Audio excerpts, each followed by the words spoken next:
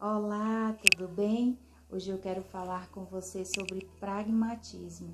Talvez você nunca ouviu falar dessa palavra, mas é um conceito filosófico que define o que é certo a partir dos resultados obtidos. Vamos para um exemplo prático. Uma pessoa é contratada em uma empresa e ela precisa bater metas. Ela não vai ficar tentando acertar por meios quaisquer. Ela vai buscar os meios que já foram usados por outras pessoas ou por outras empresas para atingir aquele resultado que ele quer de forma mais rápida e mais eficaz. Isso é basicamente o pragmatismo e nós usamos isso muitas vezes na nossa vida. É ser prático, é você tentar chegar a um resultado da forma mais prática, rápida e eficiente. E isso é tranquilo, mas o que eu quero falar na verdade hoje é sobre o perigo do pragmatismo dentro do meio cristão. O meio cristão, ele muitas vezes lança a mão do pragmatismo para obter resultados. E até aí tudo bem, o problema é quando o pragmatismo fere os princípios bíblicos, passa por cima dos princípios estabelecidos por Deus. E isso é o que nós devemos ficar atentos, porque hoje muitas igrejas têm buscado resultados, têm buscado encher os seus bancos, têm buscado um número crescente cada vez maior de membros e para isso têm aplicado meios e métodos que muitas vezes ferem a palavra de Deus. O Evangelho de Cristo é muito simples, é muito fácil de ser levado às pessoas.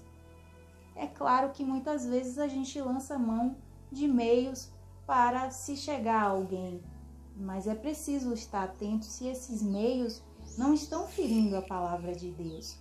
É preciso estar atento se esses meios não estão colocando dentro do meio do povo de Deus o mundanismo, se não estão nos trazendo para dentro da igreja aquilo que deveríamos rejeitar com todas as nossas forças. Porque muitas vezes o que é certo, ele não é popular. E muitas vezes o que é certo nem sempre dá tantos resultados quando falamos da palavra de Deus. Porque apesar da palavra de Deus ser simples, ela tem um princípio maior de todos, que é confrontar o homem do seu pecado, trazer a consciência do homem de que ele é pecador e de que ele precisa de arrependimento. E com certeza, muitas vezes, isso não é tão popular e isso não traz resultados como gostaríamos. Mas é isso que Deus requer do povo dele.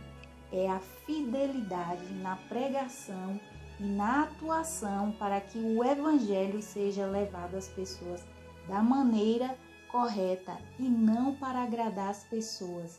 Porque o que vemos hoje muito é que as igrejas estão preocupadas em encher os seus bancos e para isso têm retirado muitas vezes ou camuflado a verdade para agradar as pessoas, para que elas se sintam confortáveis dentro das igrejas e assim os seus resultados pareçam que são muito bons, né? E nós, como cristãos, temos que estar atentos se não estamos sendo de acordo com métodos e meios que muitas vezes estão, na verdade, atraindo a ira de Deus sobre nós como igreja. E para não ficar só nas minhas palavras, eu vou dar 2 exemplos bíblicos aqui que eu gosto muito. O primeiro está lá em 2 Samuel 6, de 1 a 8, que foi o exemplo de Davi, quando trouxe a Arca da Aliança, ele estava trazendo a Arca da Aliança de volta para Jerusalém, e ele usou de um meio pragmático para fazer isso, porque a Arca da Aliança, ela deveria ser carregada apenas pelos sacerdotes, colocava-se 2 varas e os sacerdotes iam carregando nas costas, andando, não importava quantos quilômetros seria a caminhada, eles iam com a arca nas costas. Mas Davi teve uma ideia pragmática, muito prática e muito eficiente. Vamos colocar a arca em um carro de boi. Vai ser muito mais fácil carregar, vai ser muito mais leve e vai ser muito mais rápido. Vamos chegar em Jerusalém muito mais rápido. E eles foram festejando e eles foram alegres, até que a ira de Deus se acendeu. E aí o carro de boi se movimentou, Uzá foi lá e tocou na arca para segurar a arca para ela não cair no chão e instantaneamente foi fulminado pela ira de Deus. E a Bíblia fala que Davi ficou em estado de choque tão grande porque Uzá foi aberto ao meio e ele não conseguiu mais sair dali. Deixou a arca na casa de Obed-edom. E só depois que de um tempo, de uns meses, que provavelmente ele deve ter refletido muito sobre o que ele fez e se arrependeu. Então ele voltou para pegar a arca, agora sim, da maneira que Deus queria que fosse, não da maneira prática. Colocaram a arca nas costas dos sacerdotes e foram. E assim festejaram e assim houve a alegria verdadeira com a bênção de Deus. É uma coisa para nós pensarmos, que a ira de Deus, ela se manifesta, não tenha dúvidas. Em algum momento ela vai se manifestar. O segundo exemplo está lá em 1 Samuel 13, de 8 a 14, quando Saul oferece sacrifício no lugar de Samuel. Veja, Saul estava em batalha, estava uma guerra contra Israel. E Samuel disse que iria para lá onde ele estava para oferecer o sacrifício para ele sair em batalha, para ter a bênção de Deus para sair na batalha. Mas Samuel demorou, Samuel se atrasou e Saul, vendo que os seus homens estavam indo embora, ele se exaltou e resolveu fazer um método mais fácil. Ora, para que Samuel, né? Se eu sou o rei, eu posso fazer. Ele foi lá e sacrificou o que era abominação, porque somente o sacerdote poderia sacrificar a Deus. E Saul foi lá e sacrificou. Poucos minutos depois, Samuel chega e pergunta: o que você fez? Eu sacrifiquei porque você demorou e meus homens estavam indo embora e eu não poderia ir para a guerra sem a bênção de Deus.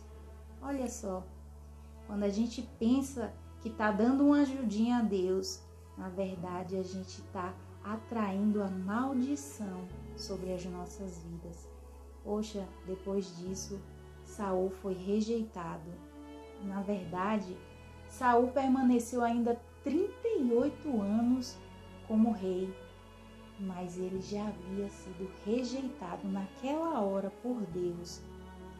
Isto é um perigo, porque muitas vezes estamos aceitando o pragmatismo que fere os princípios bíblicos dentro da igreja e nada está acontecendo. Os resultados bons estão vindo, os aparentes resultados bons.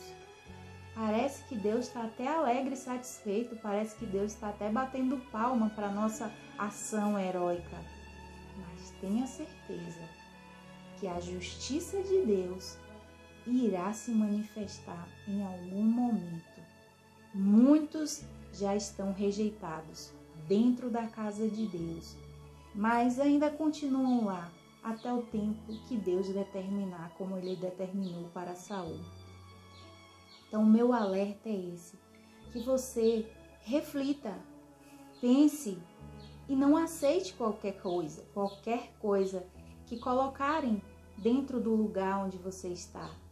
Não seja conivente com métodos que ferem a palavra de Deus. O Evangelho vai trazer um mal-estar no ser humano, a princípio, porque o verdadeiro Evangelho revela que somos pecadores e precisamos de arrependimento. E se não for isso que for pregado, e se não for isso o cerne, o centro da pregação e do objetivo de se atingir as pessoas, então estamos ferindo o princípio da palavra de Deus e precisamos rejeitar para que não recebamos a ira de Deus sobre as nossas vidas. Fica com Deus.